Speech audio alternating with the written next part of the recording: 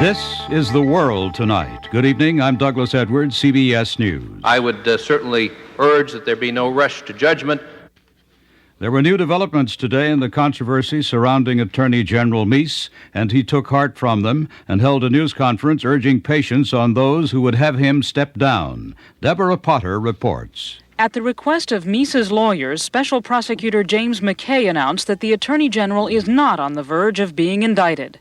Based on the evidence developed to date, I do not intend to recommend that the grand jury return an indictment against Mr. Meese. McKay said his investigation will continue at least through the end of this month, but Meese pronounced himself gratified by the statement and said he has no intention of resigning. I have had tremendous support from within the administration at the highest levels and throughout the administration, and I'm confident that the action in which I'm taking at the present time is the right one.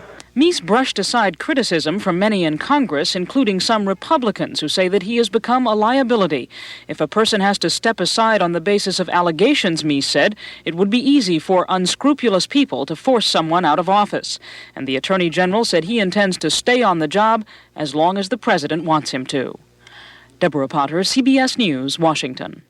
More of The World Tonight in a moment. The judge for AT&T Long Distance. Reach out. It's an easy thing to do. You can make it happen with just a word or two. Don't need a reason to make somebody's day. People you miss so much, they're longing for your touch.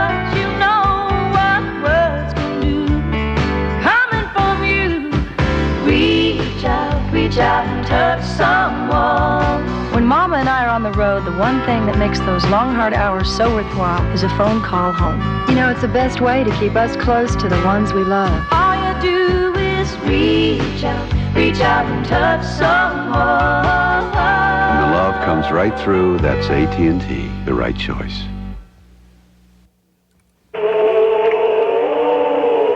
The observance of Good Friday began in the Holy Land this morning and moved westward through Rome in the traditional ceremonies marking Christ's walk to his crucifixion.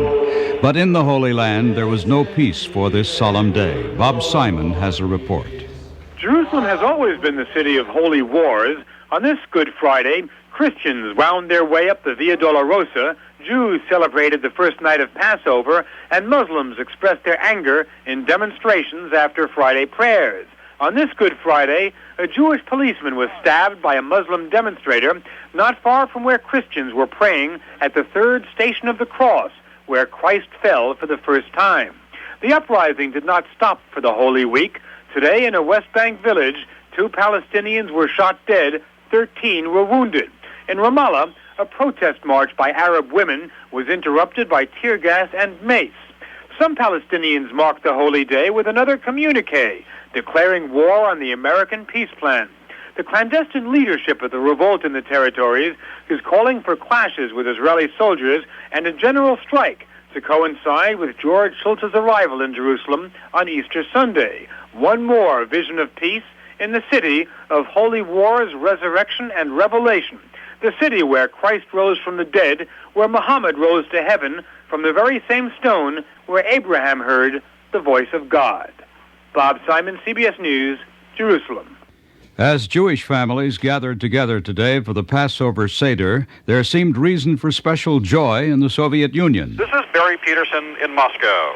It was the latest touch of glasnost, the Soviets allowing an American rabbi to preach tonight's Passover service at a Moscow synagogue. A sign said New York Rabbi Mark Schneier of changing times. And the Soviets are still allowing large numbers of Jews to leave, 8,000 last year, more expected this year. But for longtime dissident Yuliy Kacharovsky, there will be no traditional Seder meal tonight. He is on a hunger strike, risking his life to force the Soviets to give him the exit visa that 17 years of asking has failed to produce. Barry Peterson, CBS News, Moscow. The World Tonight. More CBS News after this. If you had a meter copier in your office, this is the sound you'd be used to hearing. You see, at Mita, we never stop working on copiers. So our copiers never seem to stop working. In fact, they're so reliable, What to Buy for Business chose 6 as best buys. So call 1-800-ABC-MITA and find out about copiers that'll be music to your ears. Mita, all we make are great copiers. For Mrs. Paul's, here's Mr. Paul. The missus says fillets, and I say fillets. But no matter what you say, these are delicious. The fish is so mild and white and flaky, and the missus breads them with her own special breadcrumbs. Mrs. Paul's Crispy Crunchy Fillets. Now, let's see how this announcer fella says it. Look for Mrs. Paul's delicious Crispy Crunchy Fillets. Oh, well. If it's not Mrs. Paul's, throw it back. Another accusation of poison gas warfare in the long Iran-Iraq war today. Iran says Iraq has dropped chemical bombs on a number of villages, killing 75 people and injuring 100 more. There were no missiles today, but as Anthony Mason tells us in a report he has brought from Tehran, there is always the fear. Noontime in one of Tehran's main squares. A siren warns of another Iraqi missile attack. Along the sidewalks, the concrete shelters, shaped like Quonset huts, begin to fill up. A few faces peer out over the sandbags and up at the sky. A Scud missile may be on its way. It may not. The uncertainty is almost as frightening as the sound of the explosion. For a month, Tehran has been a target almost every day. Sometimes 1 or 2 missiles, sometimes 8 or 9. The overall damage seems small as you drive through the city, but the severest wounds are psychological. The hotel cab dispatcher has sent his wife and children to live in a tent outside the city. An underground parking garage has been cleared of cars so people can sleep in the spaces. Thousands have brought blankets and carpets and television sets. Tehran is visibly worn and weary. The missiles may strike only a few parts of the city, but everyone feels the reverberations. Anthony Mason, CBS News, Tehran. The World Tonight returns in 1 minute. If you're concerned about heart disease and your doctor advises exercise, the right foods, and an aspirin a day, you should know that heart specialists recommend Ecotrin more than Bayer when they're concerned about aspirin irritation, because Ecotrin is safety-coated. Heart specialists know the importance of aspirin. Studies with people who've had a heart attack or unstable angina show aspirin helps reduce heart attacks as much as 50%. So see your doctor about safety-coated Ecotrin, the one heart specialists recommend more than Bayer. Even in its standard form, the new Buick Regal Coupe sets new standards. And now, for a limited time, you can save up to $1,050 on a special option package. Buick Regal. The car is Regal, and so are the savings.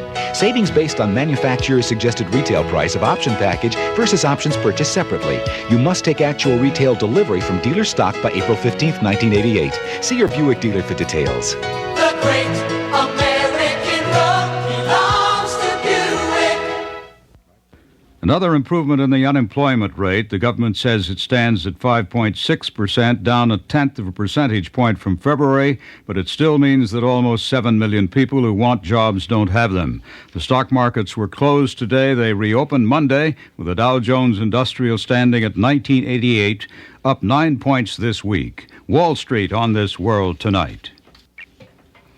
More troops for Panama. That report from David Martin at the Pentagon. The Pentagon announced tonight it is sending about 1,300 military policemen along with 26 additional helicopters to Panama to further beef up security around American installations and the canal itself.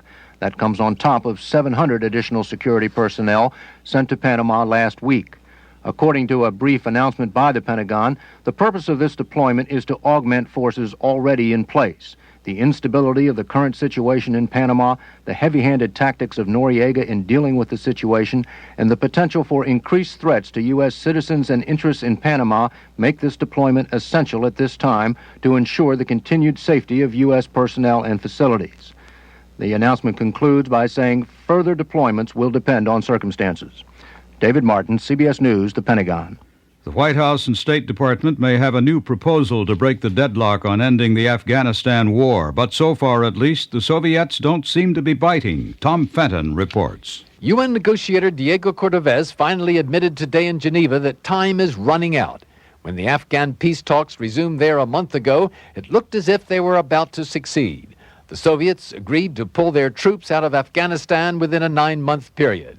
They said yes to almost every American demand.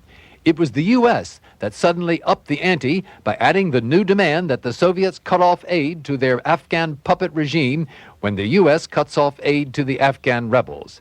The talks have now gone into the Easter recess deadlocked. If the negotiations fail, the Soviets have made it clear they will still go ahead with their withdrawal, but on their own terms. Tom Fenton, CBS News, London. The World Tonight continues after this message. If you think finding low-cost insurance is a consumer's dream, you're right. That's exactly why SBLI was created by the New York legislature. To give New Yorkers life insurance at such a low cost, it would be like a dream come true. For example, if you're a 35-year-old man who doesn't smoke, SBLI offers $250,000 of yearly renewable and convertible group term insurance for only $182.50. And if you're a 35-year-old non-smoking woman, the first-year cost is even less. No wonder SBLI's low cost has been applauded by consumer groups and publications as well as leading newspapers across the state. To get low-cost SBLI, just stop in at your local savings bank or call toll-free 1-800-GET-SBLI. That's 1-800-GET-SBLI. We give you more money for living. SBLI. SBLI Fund, New York, New York. Policy G60 or G61.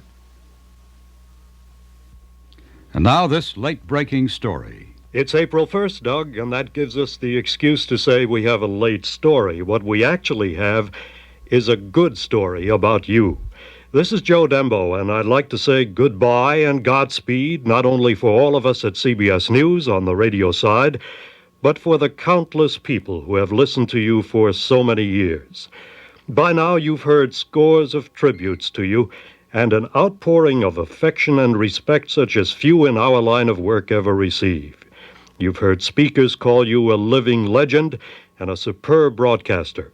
And you've also heard the people who worked with you each day try to tell you how much your presence, your kindness, your skills, and your concern meant to all of us.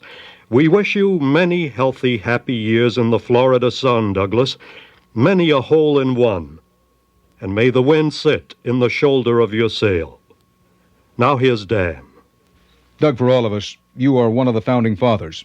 You invented the job of anchoring as we know it today. You've done it yourself for 40 years, and you've taught 2 generations of anchormen, including this one, how to do it. Frankly, I don't know what we're going to do around here without your being here, but I do want you to know in a personal, direct way, and this is widely shared, that a piece of Douglas Edwards will be in every broadcast that we do at CBS News. And we expect to see you back and around here fairly often. In the meantime, I hope you have caviar days and champagne nights.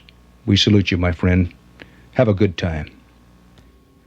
Thank you, Dan Rather. Thank you, Joe Dembo. It is an uncommon privilege to work for CBS News. After almost 46 years, this reporter rolls down the curtain as a CBS News correspondent. In early 1943, my first assignment was The World Today, so it is fitting that my closing comes on The World Tonight. Before I go, I must say thanks to Richard Carlson, the power behind The World Tonight, superb talent, a good friend. To Keith Park, technical supervisor, the best in the business, and a lovely man. Director Tom Carlson and I have survived many a crisis. His stopwatches are sure, his company warming. To CBS News Vice President Joseph Dembo, to all the great men and women of CBS News with whom I have worked for so very long and with so much pleasure, and with the pleasure of this company, my thanks, my appreciation, my love. To you in the audience, thanks for honoring me with your presence. I shall miss this contact, this opportunity each night, each day to shed light. But it is time to get on with the next leg of the journey round the bend. Godspeed. The World Tonight, Friday, April 1st. Douglas Edwards, CBS News.